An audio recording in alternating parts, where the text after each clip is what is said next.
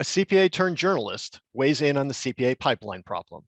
This is the IssuesWatch podcast.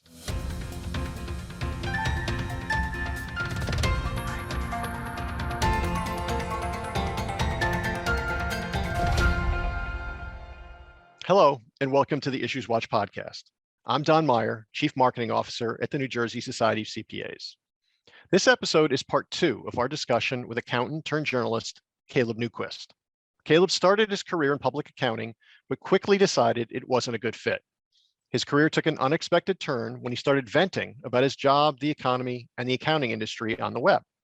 In 2009, he became the founding editor of Going Concern, the one-of-a-kind voice on the accounting profession, serving in the role for 9 years.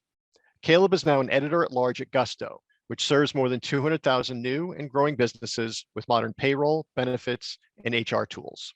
If you haven't listened to part 1 of our discussion, I highly recommend you do so by going to njcpa.org/podcast or searching your favorite podcast app.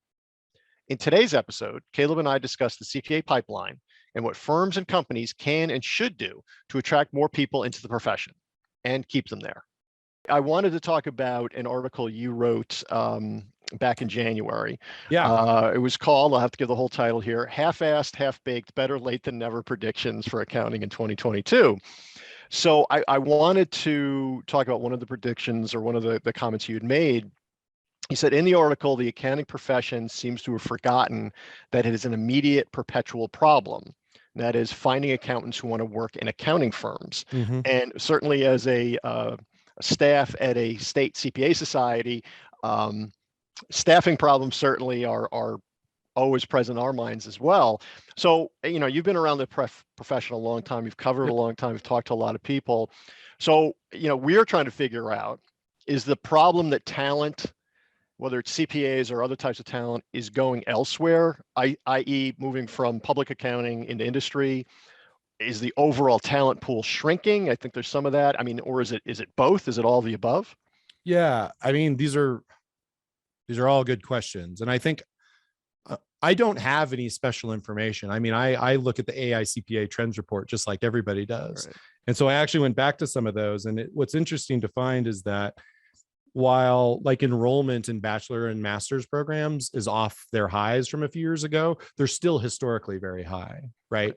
So like when you think about the enrollment question, it still seems that people are attracted to accounting, which was, I think a lot of them are attracted to accounting for the same reason that I was attracted to accounting in the late 90s and early 2000s, which is, this is a very versatile degree. There's a lot, there's a lot to like about learning this discipline and learning this field of study and being able to go out into the world and use it.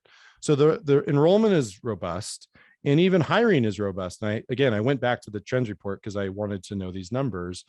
The hiring by firms peaked in about 2014 and it's pulled back considerably. So in 2014, it was about 43,000 and it pulled back to about 31,000 in 2018. And so, but if you go back historically, like to the mid 2000s, it was less than 20,000 graduates.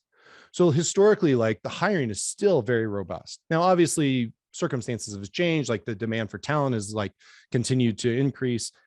And so if all these people are going into accounting and the profession is unable to attract the people that it needs, I think people are just finding different opportunities. I don't know necessarily if they're going straight into something like a Fortune 500 or if they're attracted to startup companies. I think the opportunities in entrepreneurship do attract a certain type of student.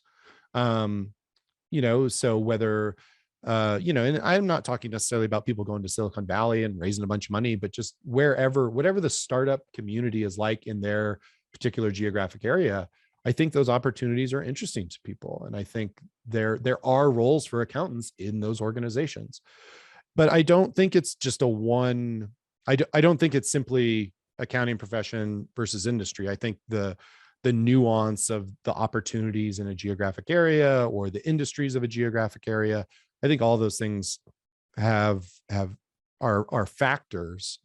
But I also think like the profession, in some respects, I think there are firms that have done a very good job of evolving their business models, evolving kind of the hierarchy, like for, all the time that I spent in firms, which wasn't very long, but firms were very, very pyramid structure, very hierarchical. Up and out was, the only way to get ahead.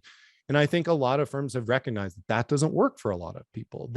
People want to have, they may get into accounting and realize that they like the business, they like the service aspect of it, they like working with businesses, but maybe being an auditor isn't for them, or being a tax professional isn't for them, or even some of the advisory work, maybe that isn't what they want. But are there ways for them to move into different disciplines within those firms?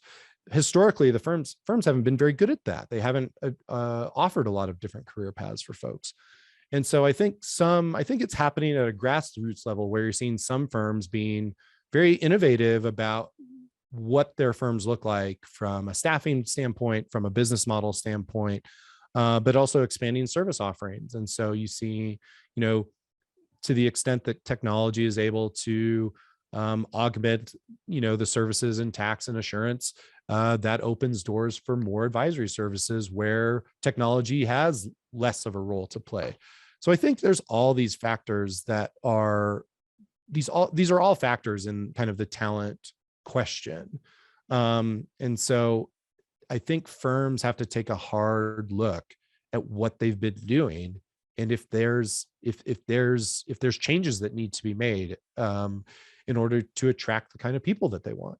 And I mean, there's the unfortunate reality is that it's not a one size fits all solution, right? Every firm has different needs. Every firm has different circumstances. They have different clients. And so those all will play into a decision for how a firm decides what their strategy is going forward in order to attract people. And I think there's a lot of theories about what firms can do. And there are obviously CPAs who work in other professions, other areas, but we tend to focus on public accounting for a variety of reasons. And like you said, I think there are a number of firms that have taken steps to make themselves more attractive, whether it's through salary or work-life balance, things like that. Yep. I mean, what are some of the things that firms can do, especially these days, where it's so competitive, to make themselves more attractive to graduates and professionals? Because we've never seen anything like this in the last probably maybe ever, but at least definitely in the last 20, 25 years, where, I mean, firms are genuinely desperate for people. They can't find anybody. Right. I mean, I think one of the things that firms can do is they can give recruits like a good idea of what, like, can they give recruits a roadmap of where their firm is going in the next 10 years? Let's just try to keep it the timeline relatively short, but like, if you're a firm that's historically, if you've historically offered like legacy service lines like bookkeeping and auditing and tax, is that the roadmap for the next decade?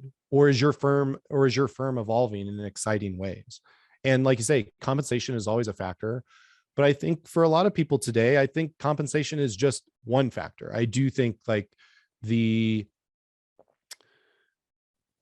societal and community impacts that firms can have, I think being able to tell that story can be really compelling, especially if you're recruiting in your own backyard, in which I think a lot of firms like to do, right? They like to find people who are kind of that know the communities that they're working in and can relate to those. It's good for business. It's good for attracting kind of a new generation of clients. I mean, there's all kinds of reasons why firms want to attract talent that's, out, in their backyard. But I think young people, they really do want their careers to have a positive impact in some way.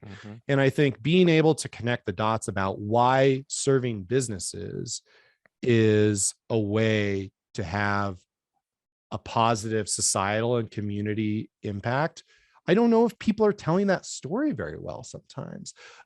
When you think about the pandemic, for example, and like the impact that firms have been able to have helping small businesses like navigate PPP and all kind of the rescue legislation and so much of the programs that were, unheard of prior to 2020. And now everyone, it's household name across the country. Firms had a big role in that. And so being able to tell that story and show young people like, this is how we had an impact in our community, I think that story can be really compelling. And what's great for firms is every firm has its own story to tell. And so it isn't going to be kind of just recycled platitudes of serving clients and kind of the way things have historically been, the way kind of the firm, the trusted advisors, the way the profession has talked about itself about at a high level for so many years. That's all well and good, but I think people that are coming into a specific firm, they want details, they want specifics, they want to see the impact, they want to see the tangible impact. So firms that can tell that story and offer and kind of show young professionals what kind of potential their long-term prospects are with that firm, I think that is the kind of stuff that really will make a difference. And it's not a very scalable solution, I admit, but I do think it is the kind of stuff that you have to win hearts and minds. I mean, that's very cliche and kind of syrupy, but you do kind of have to win people over that way these days. People aren't, we've seen it through the pandemic, is like people's attitudes have shifted about their professional lives. There has to be more than just taking home a paycheck and having health insurance, although those things are still important. You still have to do those too. Right.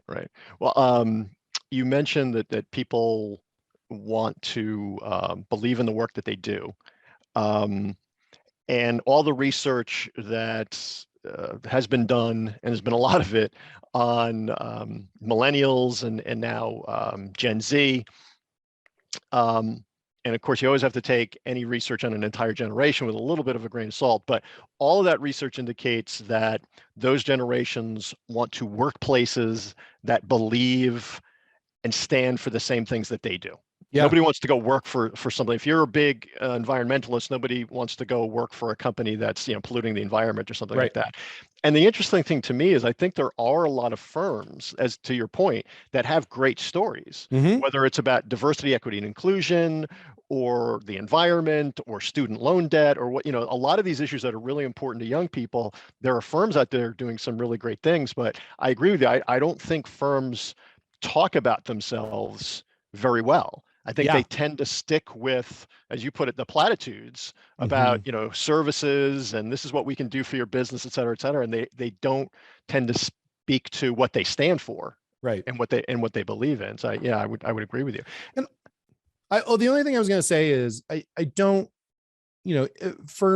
all firms have individual circumstances, and I don't know why that is. Maybe they're not comfortable talking about themselves in that way, but it's something that I feel like the firms that are having some success or are not seeing the talent struggles, attracting the right talent, I think being able to find that story is, I think, really the critical piece.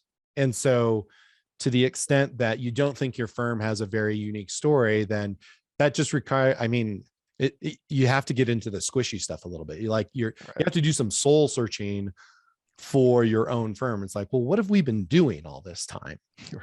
Right. And I think, and again, people want stories, they want specifics. And so if you saved a long-standing family business, or that's just a very simple but potentially an example that could have a lot of impact, that will potentially resonate with young recruits, and seeing what that can do for a community or for a business, and all the stakeholders of that business. Like, those kinds of stories are really powerful. People lock into that stuff.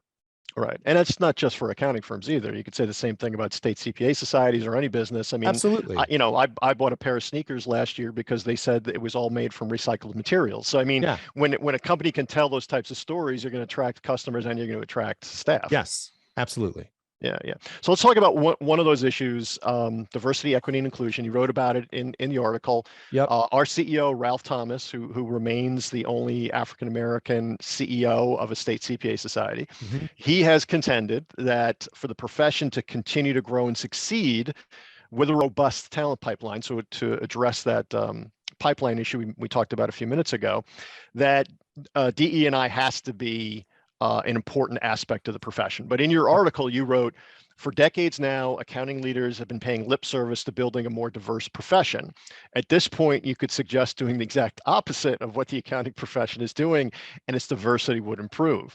So, I mean, and I know, you said earlier you're not an expert in this, but Right. you've been around the profession for a really long time. You've worked in firms. I mean, what can the profession do to attract more minority talent when right now the profession doesn't look like the people it's trying to attract? Yeah. There's a few things that come to mind. And I think first and foremost, I think at each individual firm, they have to decide that this is something that it's important to their firm, and it's something that they have to work on. So when I've written about this in the past, the number one piece of pushback, sometimes it is very aggravated pushback that I get, is that this isn't a problem, that it's a meritocratic profession, and that we hire the best people, and that's it, and that's how we approach it. And we all know that meritocracy is that kind of ideal is just flawed. It just doesn't exist, right? And so firms have to decide, they have to kind of set that aside. If that's historically been their perspective, then they have to decide that they've been wrong about that, right? And so that's heavy, right? As if you're a leader of a firm, or if you're a partner in a firm, and if you wake up one day and it dawns on you, it's like, we've been doing this all wrong. We've been wrong about this whole time. You're probably going to have a hell of a time convincing your fellow partners that that's the case. Like, there's probably at least one partner in your firm that's not going to agree with you at all, and will probably dig in, right? And so I think, as if you're in, it's, again, I try to remember that every firm is different, and the partner makeups are different from how many to who they are and their backgrounds. And so, again, not a one size fits all solution here. But I think if you're a leader of a firm, or if your partners are all on the same page, if you decide this is something that your firm is going to make a priority, that has to be number one. Otherwise, I think that's what I mean by the lip service, is like, you can talk about, yeah, this is something that we've seen, but like, if you don't prioritize it, then you're always going to get the same results. And so that's why I call it lip service, because if you look at the numbers, again, if you go back to that AICPA trends report and you see the numbers, I mean, they're dire numbers. Like, it is not, when 91% of partners in CPA firms are white males. I mean, and it's been that way for decades. I mean, no, it's apparent that this hasn't been a priority. So number one, the firms have to decide that it's a priority. And I think the number two thing that firms can do is, like, if they're serious about it and they want to do it, they have to come up with a framework of some kind that says, how are we going to do this? How are we going to hold ourselves accountable? How are we going to take meaningful action? And how are we going to get tangible results? And if I may plug Gusto a little bit here, Gusto does have a framework in place, and it's called the RISE framework. And RISE is representation, inclusion, social impact, and equity. And we put out a report last year, and we essentially reported it includes the strategy that Gusto takes, and it includes the results, like all the demographic information across all of our offices, and reports on those, good, bad, and ugly, to whatever those are, and talks about the progress and talks about where there's room to improve. And so that kind of like public accountability is just part of how I think any organization can grow in this area, and just like accepting it for what it is, and just like acknowledging that, okay, we started here, this is where we are today, this is where we want to be tomorrow, these are the things that we have to do to get there. It just isn't, I think, unfortunately, I think firms are at the risk of just kind of doing some kind of ad hoc, taking some ad hoc actions that can sometimes kind of devolve into either tokenism or something that just isn't what firms want in terms of results. And so that's why there has to be a framework. And again, the Gusto framework is it's very transparent, and anyone can go read that RISE report on Gusto's website and get an idea of how we approach it. But I think the other thing is, like, because it became, again, talking about in the context of Gusto, because Gusto's leadership decided that this was going to be a priority, and they were all on the same page as that. So that was the number one thing that we talked about, is like, your leadership has to be all on the same page that this is important and it will be a priority. And then you find the people that will come up with the framework, come up with an action plan, come up with accountability, like figure out how that strategy, figure out what the strategy is, how to implement it, and how to track the results. And because otherwise there's just no accountability. Like it'll just get back to the same discussion of like, well, oh, we still have 91% of partners in the accounting profession are white males. And it's been that way since 19 forever, Right. And so I think those two things are really important. And those are big strategic things, right? And so one of the other things that I think on a more practical level that firms can think about is look at where they're recruiting on campus. And so look at where you've historically recruited, look at the candidates that have come out of there, look at the demographics of those schools, and if it's important to you, if improving your DEI is important to you from a staffing standpoint, just start with your campus recruiting and revisit that, talk about it, see if there's, maybe there's a historically Black college close to your office. Maybe there are other, maybe there are schools that you currently don't recruit at that have a more diverse makeup of the student body. I don't know. There's all kinds of different ways that you can revisit your campus recruiting strategies. Because accounting, I mean, unless I'm wrong, accounting is nearly offered on almost every college campus in America. Oh, like sure. Yeah. It's offered everywhere. Yeah, it's offered everywhere. And so to that extent, revisit your campus strategy and think about that. And I think it's more of a tactical thing to think about. But it's part of that has to be part of just a bigger strategy and prioritization of improving DEI. And I think one other thing that I don't know, this article made the rounds, but I don't know if you saw that. Did you see the Bloomberg article about the 150-hour credit rule? Oh no, there's been a lot of chatter about the 150, especially here in New Jersey, but I didn't know Bloomberg did something on it. So Bloomberg had done, I don't know if it was Bloomberg Tax or Bloomberg Tax. They have like a tax vertical now. And so I don't know if that's where I read it, but it was a fascinating article about how the 150-hour rule for qualifying for the CPA exam, there's a disproportionate negative effect on students of color because of the additional education requirements. And so that, that's kind of an unintended consequence of the uniform 150-hour rule that the profession probably didn't think about when they decided that that's the push that they were going to make. And so that has had a real effect on students of color being able to get the necessary education requirements to sit for the CPA exam. So that's something, and I mean, that's a big thorny issue too. Like you say, there's lots of talk about the 150-hour credit rule, but I mean, that seems to be one that has kind of flown below the radar until this Bloomberg article came out. I don't recall seeing any coverage about it within, like, looking through it that particular lens, and it's had an impact, and not in a good way. Yeah, there's been a lot of talk actually in New Jersey the last few months. In fact, our State Board of Accountancy has a subcommittee or a task force, I forgot which is going to study the issue.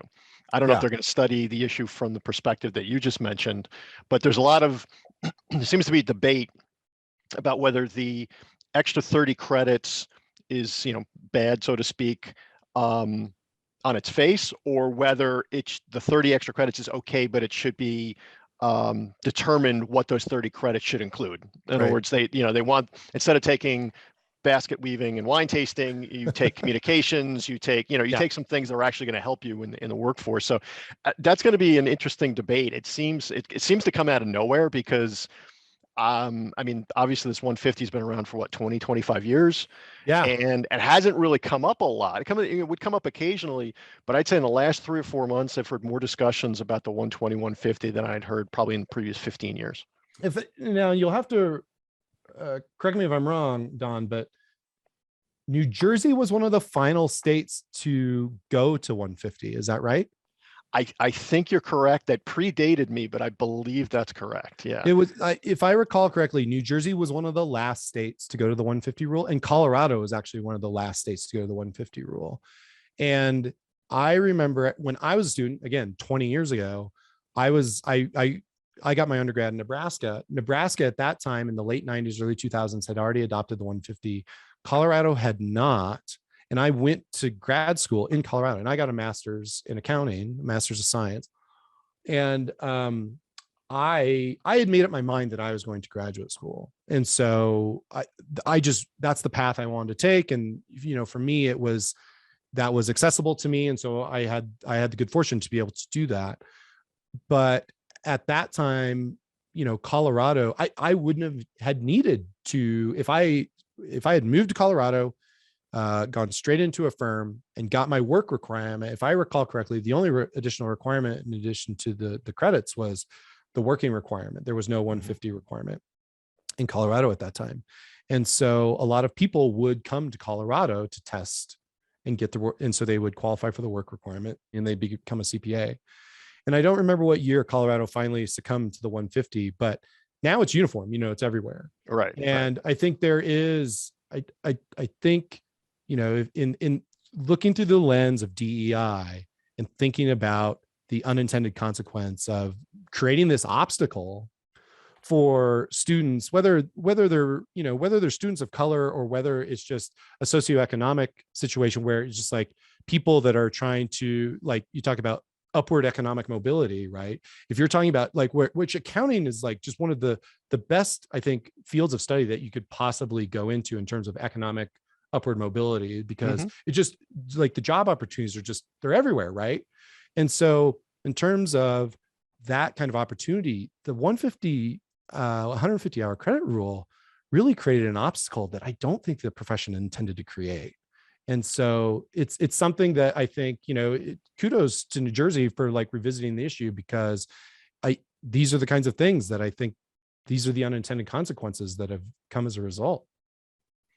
Yeah, I think you mentioned firms having a strategy. I think the profession and the AICPA and state CPA societies and firms are trying to do this. I think the profession overall needs a DE&I strategy, because a lot of times it feels like, playing whack-a-mole, where you think this is the big issue, that, there aren't enough African-American or female or Hispanic accountants or CPAs in the profession. So you start trying to figure out, well, how do we recruit more of those folks into the profession? So you go down to the high school level and you do all these presentations to high school kids, and you try and include accounting as part of STEM education, and all of these things keep happening, but it never feels like it's a comprehensive strategy. It always just feels like you're trying to put out a fire here, put out a fire there, and it never feels like all of the things align. Because to your point, if the 150 really is a big economic barrier for African Americans or others to get into the profession, then all that work that might be done at the high school level or the college level is kind of moot, because you're bringing them to a level and you've promised them all these things, and then they can't kind of complete it because they don't have the money or they don't have the time or the resources to be able to get it. So there needs to be just more of a holistic viewpoint from from the time somebody's 17 until, let's say, in their mid-20s, what can be done to help them kind of achieve that, get that license. Yeah. I mean, a couple of things come to mind. Number one is, you talk about the profession in general needing a framework. One of the things that, became in my time at Gusto that became very apparent is the importance of intersectionality, which is like when you think about DE&I, it's like, you're not just like women are not a group in a vacuum, or African Americans are not a group in a vacuum, or the LGBTQ community is not a group in a vacuum. There's intersectionality across all of these kinds of important groups. And so like to kind of think that each of these groups is just kind of this monolithic thing to be solved, just kind of is like, it's just, I don't know, I kind of sound snobby, but it's just like, it's a little bit reductive, right? Like you're just kind of thinking about it on the most basic level, right? Whereas it's really so much more complicated than that. And so that's why there has to be a framework in place. There has to be accountability, and it has to be a priority. Otherwise, it is going to feel like whack-a-mole, where you're just like, oh, this is the next problem we're going to look at, and this is the next one, and this is the next one. I don't know. And the other thing that comes to mind with regard to barriers in the profession is, I don't know if you saw, the Illinois Society had put out a pretty interesting study about the kind of the drop off in interest in the CPA. Right. Yep. And if I recall, the number one reason that candidates for the CPA exam weren't able to finish is because of their workload. And maybe it wasn't the number one, but if it wasn't number one, it was still a significant barrier to people completing the exam. And so you talk about the economic obstacles in place, but there's also just the firms creating obstacles themselves, where like you get somebody in and they've been so desperate for talent and the workload is so great that you get people in and they have the work demands are such that they don't have time to study, or they have so little time to study that they don't have the time to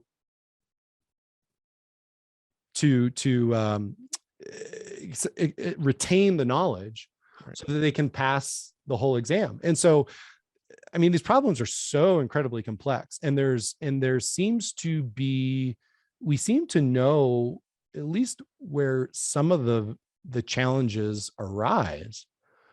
But in terms of finding solutions, I mean, that's where there still seems to be a lot of work to be done. Yeah, I mean, so many of these issues, and the Illinois research, we actually did a podcast on it a few months ago with their CEO, Todd Shapiro. Yeah. It was really interesting because to the best of my knowledge, there's no other research out there, but it also spoke to, in terms of the individuals that are choosing not to sit for the exam or may not sit for the exam, a big issue for them, and you mentioned this earlier, was just sort of like, well, what is the value of the license versus the effort I have to put into getting it? If I can make just as much money, if the work I do can be just as rewarding elsewhere, and I don't have to go through that grind of getting the license, and I don't have to maintain it through education, why would I do it? Right. And again, it's that obstacle idea you talked about with the 150. If the workload is another obstacle for people sitting for the exam, these are all the things that kind of have to be thrown into the mix. And like you said, it's incredibly complicated and can make your head hurt when you try and think about it. But all of this, the bottom line is, as I said at one point in one of the questions, the profession is a pipeline problem. So even if you take one piece of that and say, okay, let's start to address this, and eventually it turns into a plan. It has to get addressed, because right now I don't think it's really impacting the profession from a financial standpoint, but at some point it will. Because the baby boomers are only headed in one direction, and that's out. And if there aren't, if you don't have those resources to bring those people into businesses and into firms and into nonprofits and government and so forth, it's eventually going to have an impact, whether it's 5 years or 10 years down the road. It's going to hurt. Yep. Yeah. Well, Caleb, thank you so much you bet, Don. for joining me today. Yeah, it was fun. And we look forward to more articles, blogs, and podcasts about the profession. All right. Thanks. All right. I want to thank Caleb again for taking the time to talk with us. And thank you all for listening and watching. If you missed part one of my conversation with Caleb, you can find it at njcpa.org/podcast, or wherever you're listening or watching right now. You can listen to Caleb's podcast, Oh My Fraud, at ohmyfraud.com. That's OHMY fraud.com. And for more information and resources on the CPA pipeline, visit njcpa.org/pipeline.